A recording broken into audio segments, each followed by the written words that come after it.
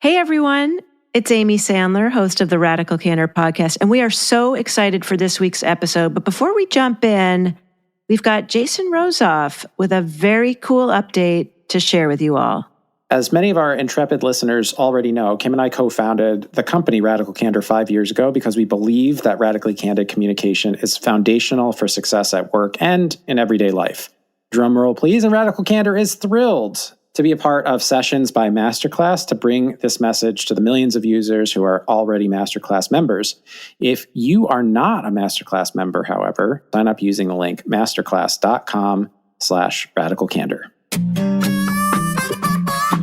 Hello, everybody. Welcome to the Radical Candor podcast. I am Kim Scott, co-founder of Radical Candor and author of Radical Candor and Just Work. I'm Jason Rosoff, CEO and co-founder of Radical Candor. And I'm Amy Sandler, your host for the Radical Candor podcast. And today we're going to talk about how to make work less like junior high by implementing something, junior high, high school, sixth grade.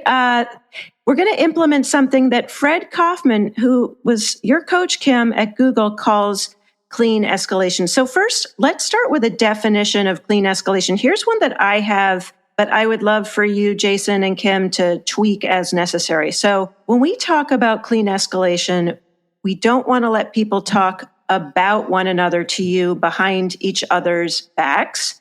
And we don't want to engage in office gossip. So we want to encourage people to talk directly. And if they still can't resolve whatever issue they might be having, and you're the manager, to set up a three-way conversation. Is that a full picture of what we're talking about? That's it. But I realized recently that when I explain this, I don't explain it very well, I think. So I'm going to try to offer a couple of more tips, and then you all jump in and tell me if you agree or disagree with them.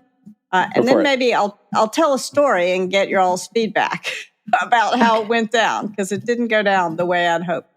So basically, if someone comes and talks to you about someone else who's not in the room, say, why don't you go talk to so-and-so about that? So in other words, Jason, if you came and talked to me about something that Andy, my husband, had done wrong, I would say, why don't you talk to Andy about that, for example? Right. That's pretty clear, right? Yes, to me, very clear. Does that make sense? That is clear. I feel like we're going down a very interesting path, though, with Jason talking out to you about something Andy did, but that will be a separate follow-up for Esther Perel. Yes. No, Andy is helping us out on a couple of things, so that's why I chose Andy. I really appreciate that. And I want to bring in, and Kim, as you're sharing this definition, another piece that I saw was about building a shared understanding. So a shared understanding is a useful way to prevent and resolve conflict, and it's a prerequisite for a clean escalation. So are you saying when this person is talking to you, they don't yet have a shared, so Andy might not have a shared understanding with Jason of what the problem might be? So when I talk about a shared understanding, you may be referring to something different, but what springs to my mind anyway is you want to, especially if you're the leader of an organization, you want to tell everyone that we're going to create a culture of clean escalation and explain what it means. If somebody sends an email, for example, and somebody else thinks so let's say that Andy sent an email to someone, and Jason was CC'd on that email, and Jason disagreed with what Andy said. What he should do in the spirit of clean escalation is pick up the phone and call Andy, since they're across country and can't talk in person. But what he shouldn't do, but what he might be tempted to do, because this is a natural human instinct, and I'm not picking on you, Jason. What we are all tempted to do in such I'm quite comfortable with admitting my temptation. Situation. Yeah, and poor Andy's not even on this call. Maybe this is not clean escalation. We've already gone off the rails. We've already gone off the rails.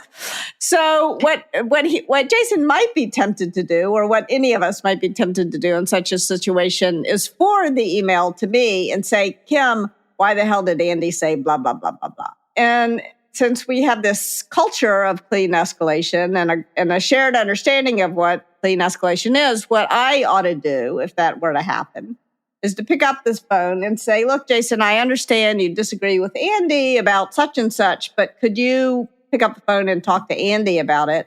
And if you all can't come to a shared understanding, then the three of us will get on a call together. So that's like clean escalation in a nutshell. And it's even more important if it is in writing than it is if it's if it's just a drive-by conversation. I want to clarify something, which is I think part of what gets confused here is that escalation happens when the conversation becomes three-way, when you actually invite the third person in to kind of act as an arbiter. That's the escalation. But encouraging people to talk to each other, that's hopefully preventing escalation. Yes, exactly. And so when we talk about clean escalation, most of the advice that we give is all the things you can do to avoid escalation happening at all. Yes. What we want to do is de-escalate first, if at all possible. Exactly. That's so great. And I'm curious. So that to me is where probably the shared understanding comes in, because one of the things is, let's say, Jason comes to me talking about Andy and Andy comes to me talking about Jason. The first step is for Jason and Andy to talk to each other. And I think by shared understanding, we would talk about, does Jason understand what Andy's perspective is? And does Andy understand what Jason's perspective is? Yes, exactly. Mm-hmm. And I think there's another sort of nuance here, which is when we talk about clean escalation, there's also an element of hierarchy layered into this. So really what we're talking about is a specific situation, which would not be present in the case of Jason, me, and Andy, because there's not a hierarchy, I think, between the three of us. Right. But when we talk about clean escalation, most often we're talking about at work in a hierarchy where if you have a problem with one of your peers, the idea of clean escalation is you would go talk to your peer. You wouldn't go talk to your boss and ask your boss then to talk to your peer. Because, I bet everybody has a story where they realize that someone, in fact, this happened to me. I was at a company, working at a tech company, and the calendars were all open. So you could see what people were doing when. There wasn't a way to make your calendar events private. And I was trying to set up a meeting with my boss. And so I was looking at my boss's calendar. And I noticed that one of my peers was having a meeting right at that moment with my boss. And the topic of the meeting was Kim. Kim, I thought I had heard all the stories, and yet you seem to just keep coming out with them. So that's... But I bet you all both have a story like that where you find where it says Kim. Yeah, it says Kim is on the calendar. Maybe it's not quite so blatant as that one, but like there was another time where I was at a different tech company, and one of my peers was complaining about me to my boss in email. So I forgot exactly how it transpired, but the email got forwarded to someone else, and then someone else got BCC'd. I don't know. Somehow the email got to me through some confluence of BCC and forwarding. And, I was furious. Yeah, I think rightfully so. I saw the time that this happened to me, and I was sort of sad about the way that it happened, was there were two Jasons. Oh, no. A tale of two Jasons. Exactly. And so what happened was the person wrote this email thinking they were writing to the other Jason, when in fact they had copied me on the email. And it took a really long time to work it out because the person was so embarrassed to get caught in this situation that they couldn't talk to me. Like, they were quite frustrated, and I thought they had legitimate feedback for me. But it took us like a week to actually have the conversation because they were mortified about what had happened. That is so interesting, Jason R. And so I'm curious, when you got that email, and if it brings up some emotion, just acknowledging that, but what was your first reaction? And then how did you think about reaching out to that person? I sort of laughed out loud at the email because I was like, damn, this is really blunt. This is it's sort of out of character for this person. So at first you thought it was to you. You thought the person had Yes, exactly. I thought they had addressed it to me. And I was like, okay, like this is a bit harsh, but I see where they're coming from. And I sort of had a laugh about it because I was like, I can't believe, like they must have been really pissed at me to write the email this way. And then when I responded, it was only after I sort of read through the email chain, because I didn't pay close attention. But as I read back through the chain, because I was like, how did this come up, or why did this happen? So I was doing a little bit of my own investigation, that I realized that there was another Jason on the chain, and he had dropped off in that last email, and I was added on. And so for whatever reason, I don't know exactly why it happened, but that mix-up happened. And then I confirmed that I was right, because when I reached out to the person, they were very surprised that I knew that they had said this. And I was like, oh, so like now I know for sure that you didn't mean to send it to me. And essentially what happened was they're like, I can't talk to you about this right now. And they kind of brushed me off for a week. They refused to talk to me. And then finally, like a week later, we actually had a call where we talked about the feedback. And that's when they explained, like, I was so mortified that I did that. And I'm so embarrassed that I didn't talk to you directly first. It was a perfect example of dirty escalation, right? Because like the other person, theoretically, maybe they could have done something about it. But really, it was the two of us that needed to have the discussion. And it was the feedback was about a mistake that I had made in some work that I had sent to this person. I had a couple of errors in some of the notes that I had sent. And it was really frustrating because she was relying on those notes to make sure that her presentation to our shared client was accurate. And so that's why I said, I was like, my initial reaction was like, okay, she's right. It's out of character for her to be so blunt. And I told her, like, my gut react, like I sort of laughed at it because not because you were wrong, but because I was sort of enjoying how direct you were. Like it was sort of amusing to me. And it really was it was a great moment in our relationship, because she was like, well, now that I know that I can say something that directly to you, maybe it'll help me not avoid the conversation next time. Yeah, so I think a key point is that dirty escalation is a form of manipulative insincerity. You're talking about someone behind their back without being respectful enough of that person, without caring enough about that person to tell them, right to their face what you think the problem is. And I think it's important when I say tell something to one's face. That doesn't mean like say anything to someone. I was one time, right. This is a little bit of a tangent, but I think it's worth going on this tangent. I was coaching someone and encouraging someone to work on their relationship by going directly to someone. And this person I was coaching called me up and said, I'm so proud of myself. I went into this person's office and I told them to their face, I don't trust them. And I'm like, oh boy, that's not what I meant by clean escalation, Well, it's so interesting because there is like a energetic charge with tell them to their face. Like there's something about that phrase that feels more like the blunt and the brutal honesty versus like obnoxious aggression. Yeah, yes. Like that phrase denotes it. I mean, if we're going down another tangent, which is that in a recent workshop where there were a bunch of folks, non-native English speakers, and someone asked, why is it challenge directly? Why is it challenge? And so, Kim, I'm curious, like even just with the phrase challenge directly, which you obviously spent, years getting to that point, why was it important for you to use the word challenge directly? And how do you think that might relate to in your face? Well, I think challenge directly is very often when you're offering either positive feedback, either praise or criticism, you're challenging the person to do more of the good thing or less of the bad thing. You're saying, again, what you think, but you're saying it directly to this person. And hopefully you're saying it in a way that also shows you care. Also, I think it's hard for me to challenge people. Mm-hmm. Like it doesn't come naturally. So I guess part of the reason why I said challenge directly was a challenge to myself to,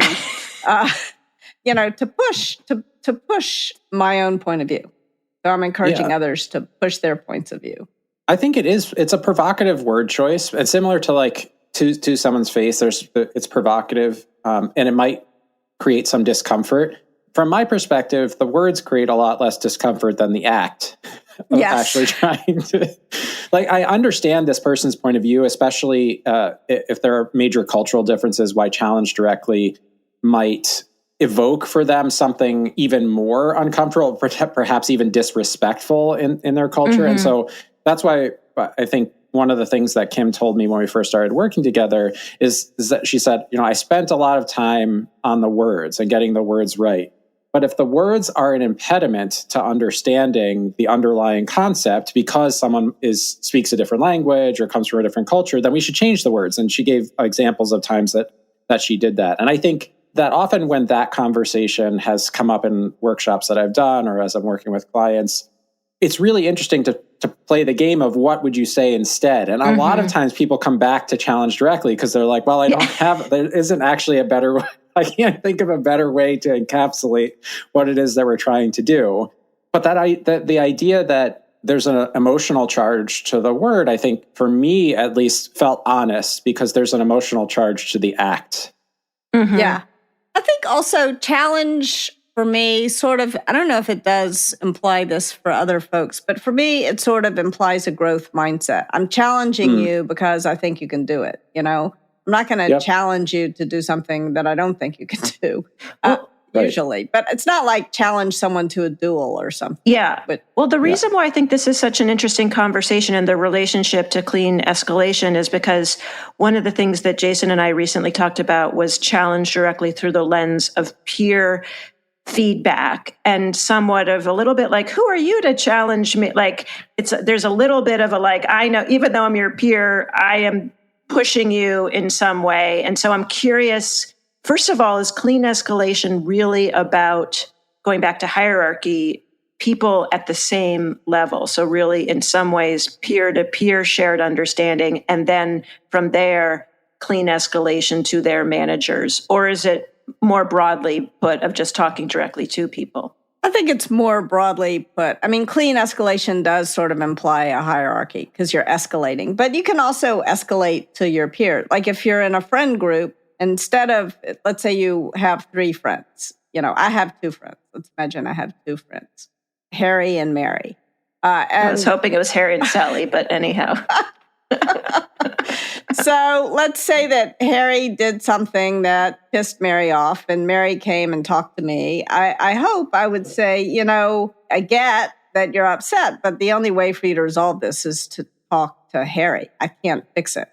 And if it got so bad that they couldn't work it out and they needed to talk to someone, they could both come talk to me together. But I'm not going to talk about Harry behind his back or Mary behind her back.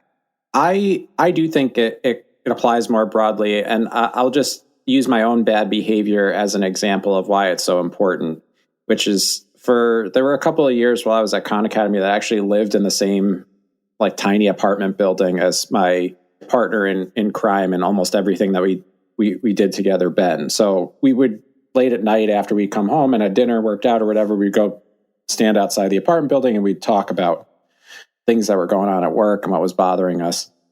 I remember we were talking about an ongoing issue that we had with a peer, and we would talk about it maybe for a week. We'd had these conversations about it. And at some point, Ben turned to me and he said, I do appreciate these conversations, but I realize that we haven't done anything about it. We've just been talking about it for a whole week. Mm-hmm. Yeah. And no action is happening because the 2 of us can't possibly resolve this. We have to go talk to this other person. And since I was driving the conversation, it's would you go have a conversation with them? And that person was our peer. That wasn't our manager. So the 3 of us were operating as peers. And he said, if it's the case that having another person involved would be helpful, I'm happy to join the discussion. But I think you 2 can resolve this on your own. And he was absolutely right. It was actually not that difficult of a thing to resolve, at least in the short term. It was easier to address than I thought it was going to be. And I think if that person had found out that you were talking about them behind their back, it would have been much harder for them to hear the feedback. If the whole goal of radical candor is to help people improve and take a step in the right direction, talking badly about someone behind their back is A, doesn't show you care. B, it's not challenged directly. and see, once they do finally get the feedback, if they know that you've been talking about them, in their absence, then the thing that it's going to be much harder for them to listen to the feedback or to take it on board, because the primary feeling that they're going to have is a sense of betrayal and anger.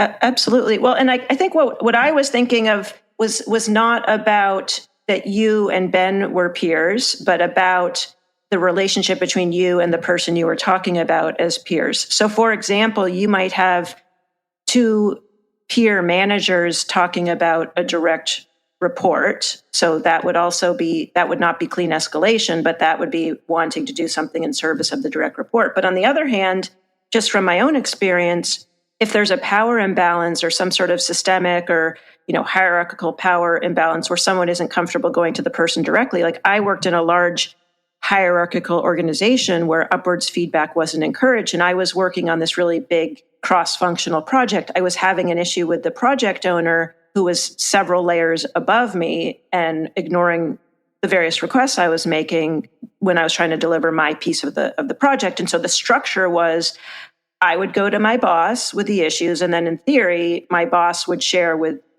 his hierarchical peers what the issue was. And, I should also mention there was a gender imbalance in that all of the leaders, in this organization were men.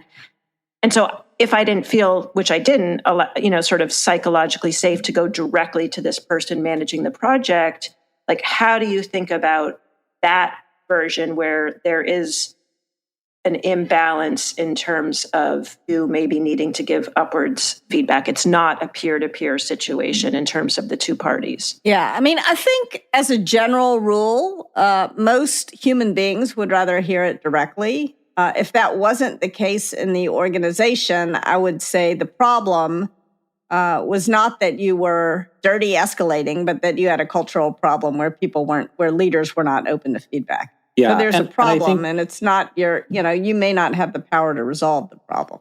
Right. In some ways, I think the purpose of the escalation part of clean escalation might be to help level the power imbalance a little bit. So like I can think of other situations in organizations with more hierarchy, and we hear this from clients all the time.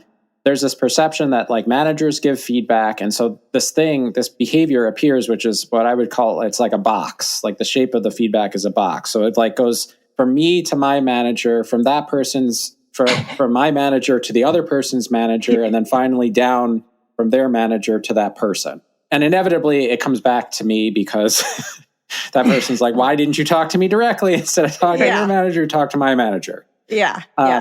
And part of it is like, some of the reasons that behavior develops is because there might be an power imbalance between the teams. So let's say, for example, at a tech organization, we use this example a lot because it's very salient, which is, let's say you work at the marketing organization of a big tech company and the person you're having trouble with is in the engineering organization of that tech company. There is often in tech companies a power imbalance between those two teams. Not just in tech companies. Yes. Engineering gets to do what they want and should generally be left alone. And marketing, it just has to sort of suck it up, right? Like it's just like... It's called being at the far end of the poop chute, speaking as someone from a marketing organization. And one of the things that I encourage people to do who find themselves in that situation is to encourage clean escalation in that situation, which does help to balance the power in the equation. So for example, let's say it was me, the marketing person, and wanting to talk to an engineering person. I could go to my manager and say, look, I feel like I've tried to have this conversation directly with this person. They're not open to it. I don't feel like I have I've exhausted my power. Like I have no other way to resolve this. I need your help now. And I think that's the place where bringing the people together in that conversation, having my boss sit in on that conversation. And if that still can't resolve it, one of the things that I did when I was in a situation like that was I asked my boss and his peer to have the four of us sit in a conversation and see if we can't work it out together.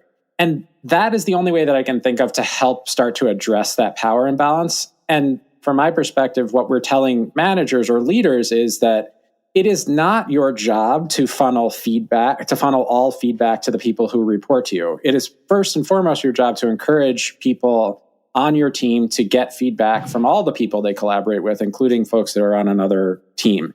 If that process is failing for some reason, then it becomes your job to try to make sure that a conversation, that feedback can make it across the chasm, and a conversation can be had. And that's the escalation part, which is like 2, 3, or 4 of us come together in a conversation to try to resolve the underlying issue. So in other words, Amy, rather than going to your boss and asking your boss to talk to the person, go to your boss and say, can you join me in this conversation?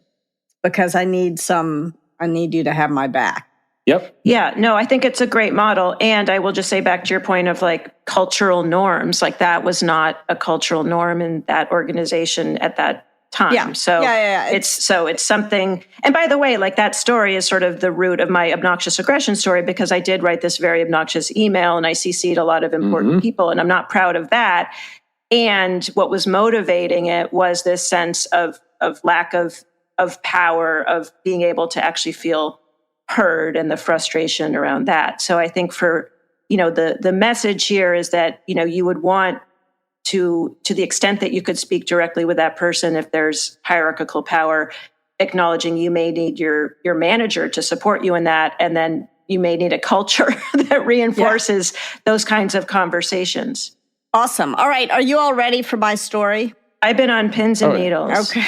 Let's do it. Jason, were you going to say something earlier, though? No, Okay. I'm excited for your story. Let's do it. Usually when we do radical candor talks, we charge for them. But sometimes if we're working with a nonprofit and we believe in the cause, we'll do a pro bono one. And so I was approached by a friend who works at a nonprofit, and he asked me if I would do a talk. And I agreed to do a radical candor talk. And he also asked me if I would attend a couple of meetings and kind of observe what was going on. And I said I would do that. And from my perspective, I mean, I gave 4 or 5 hours. So anyway, I did that. And I thought it was kind of fun. I was excited about it. And then my friend who had invited me to do this forwarded me an email that one of the participants in the session had written. And the feedback itself was reasonable. That said, it would have been much better, rather than doing a separate session, to interrupt the meetings and say, is this in the spirit of radical candor? So it would be more like a case study than a talk. And I thought that was great feedback. I was excited to get that feedback. But then I read through the thread, and just to be clear, you're saying like the emails that were below the email that you had gotten, before you got involved. The email thread, before this got forwarded to me. So the guy had sent this to my friend, and my friend had replied, yes, that is why I insisted that she attend those meetings before giving the talk. And I was like, insist, like it felt was very, insisted in italics or bold, or just that was put in yourself? I put that in myself. Okay. When I read that, I was kind of like, F you, insisted that I, so that kind of pissed me off. And this person was trying to teach radical candor, and I had talked about clean escalation. So I said, can we have a conversation? I said, look, the feedback itself I agree with, but the way that it was delivered was not in the spirit of clean escalation. One, the person sent an email, whereas in an ideal world, you would have asked the person to pick up the phone and call me and talk to me. Or if you wanted to just ask them to forward their own email in the spirit of, I'll make an exception for the do it synchronously for myself. Mm-hmm. And B, if you had insisted that I attend those meetings in order to have the honor of giving this thing to you for free that I usually charge, I would have told you to go jump off a cliff, And he said, well, I forwarded it to you. That's radical candor.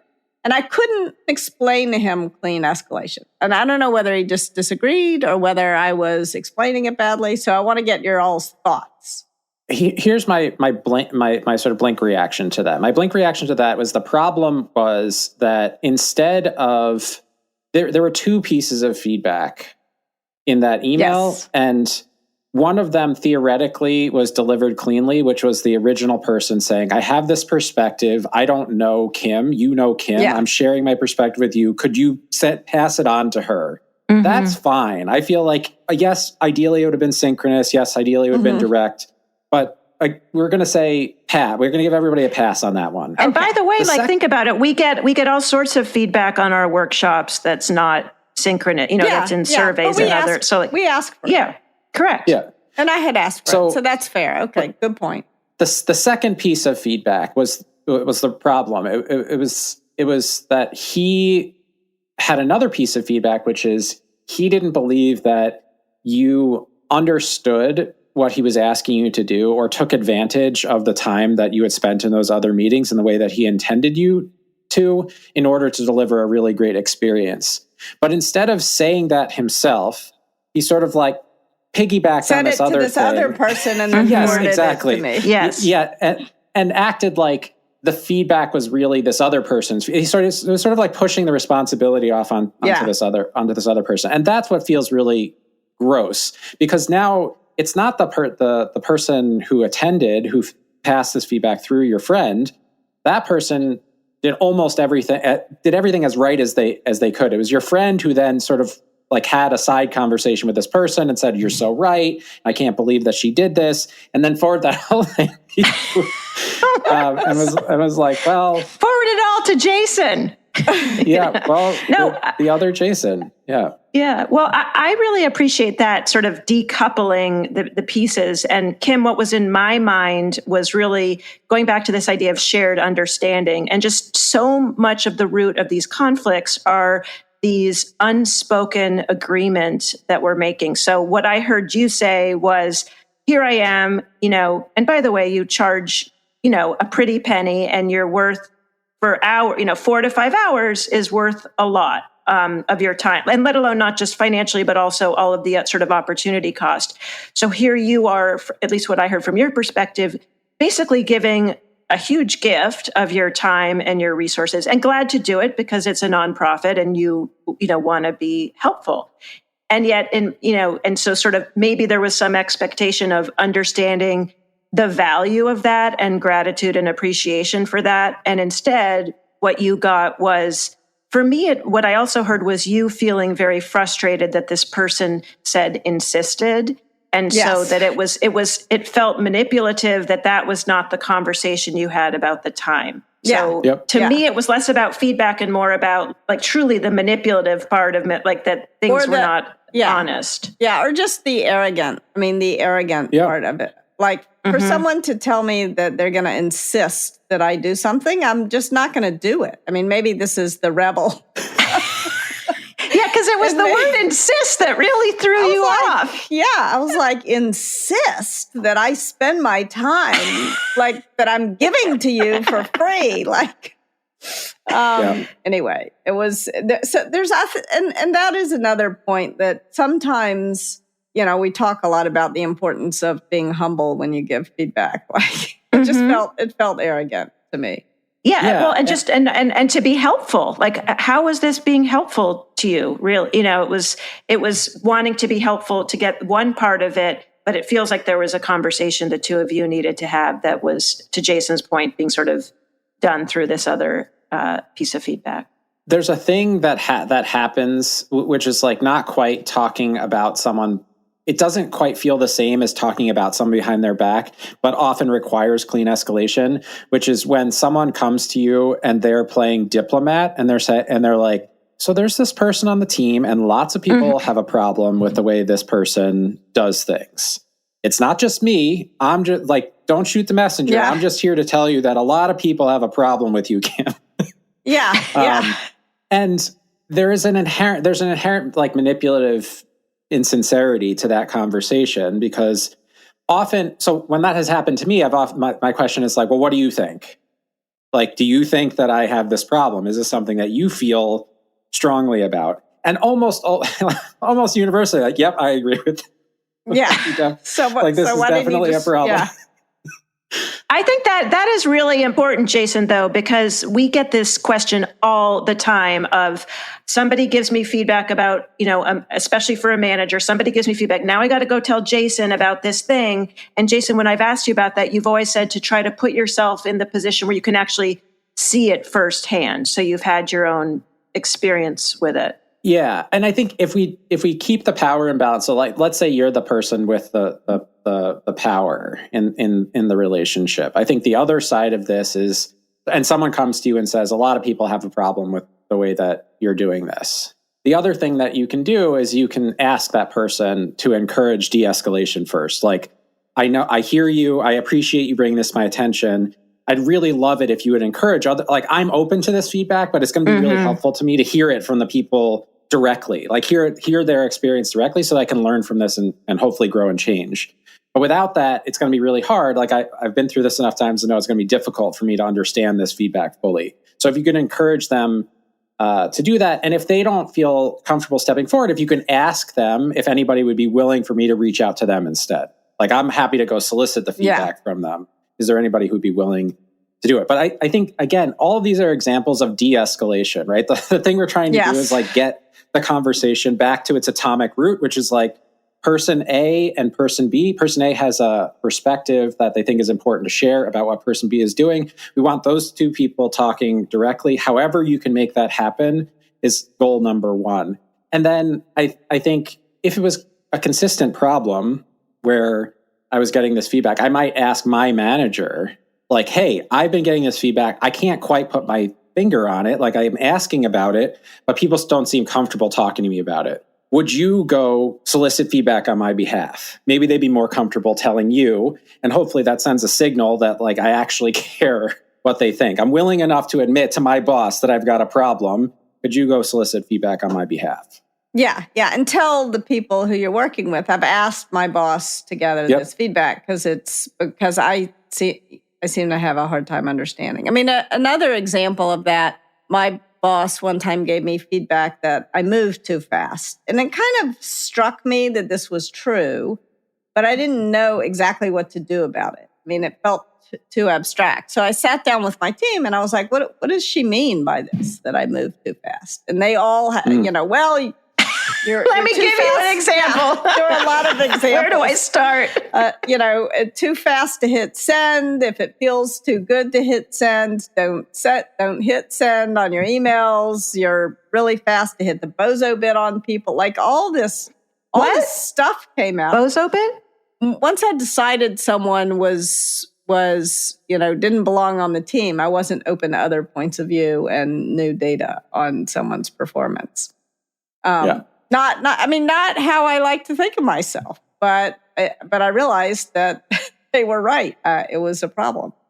So it can be useful to ask other folks to tell you directly what something But to go back to your original definition of challenge directly, Kim, what Jason's talking about, what you're talking about, requires a commitment to growth.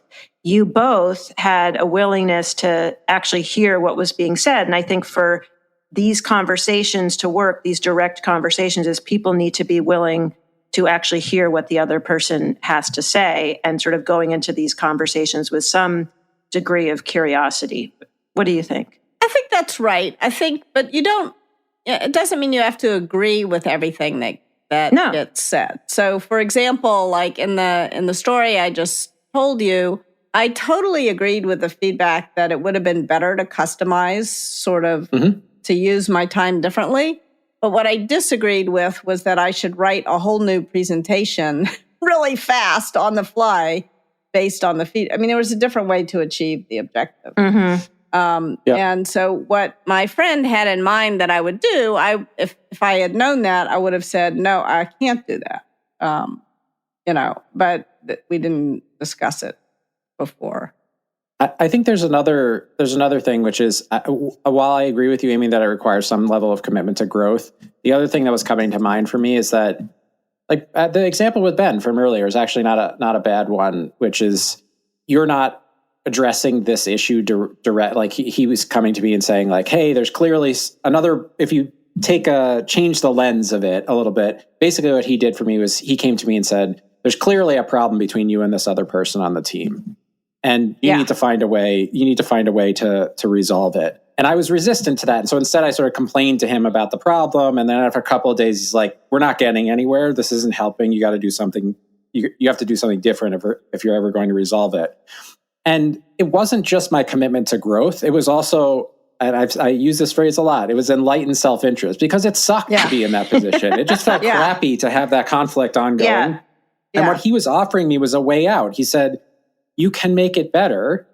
You have to work it out with this person or it's never going to get better. I think that's so important. We were talking this morning on our team call about sort of the human need to have carrots, or we were talking about the origin story of the Easter Bunny and where did that come from? And we were doing research and it turned out it was actually bringing carrots. And then we said how to get from carrots to chocolate, but just this whole idea of like motivating behavior. So like maybe growth isn't going to be the motivation to have the uncomfortable conversation, but enlightened self-interest might.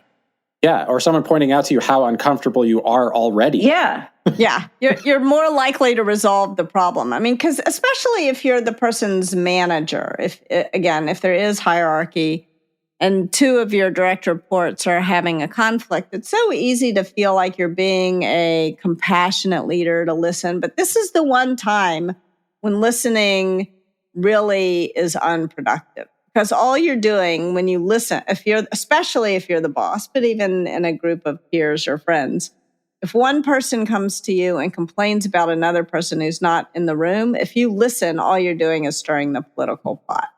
What you really need to do is encourage them to go talk about it together. I mean, I guess I am the authority figure in this situation, but I have twins, and I do not let one twin come and complain to me about the other twin. Yeah. So it's not only the house of radical candor, it's the house of clean escalation. Yes. It's All right. One and the same. It's dirty. The house is dirty. The house may be dirty, but it's no dirty kind, escalation. clear, and clean. All right. Well, on that note, shall we move on to our tips? Let's do it. All right. These are tips you can use to start putting radical candor into practice. Kim. Tip number 1, do not engage in office gossip. When you triangulate, you wind up creating politics. Each side becomes suspicious that you're talking behind their back, which you are if you're indulging in dirty escalation or allowing dirty escalation. So encourage people to talk directly. And if they still can't resolve the issue and you're the manager, set up a 3-way conversation.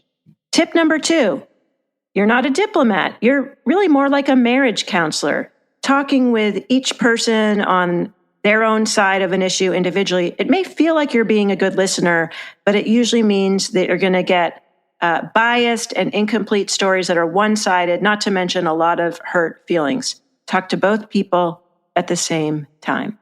Tip number 3, if there is a power imbalance, you can ask for help. You can ask your manager to speak to the other person with you, to have your back in a conversation with that other person. But don't ask them to speak for you, because when we do that, we wind up in dirty escalation land, which leads to hurt feelings and often unresolved issues. Well, now I'm thinking of a trip to Candyland. So for more tips, you can go to radicalcandor.com/resources, download our free learning guides. Go ahead and sign up. Radical Candor on Masterclass, now live. Get our lit video book. You can register for our workplace comedy series, The Feedback Loop, and more. If you want to see the show notes for this episode, that's at radicalcandor.com/podcast.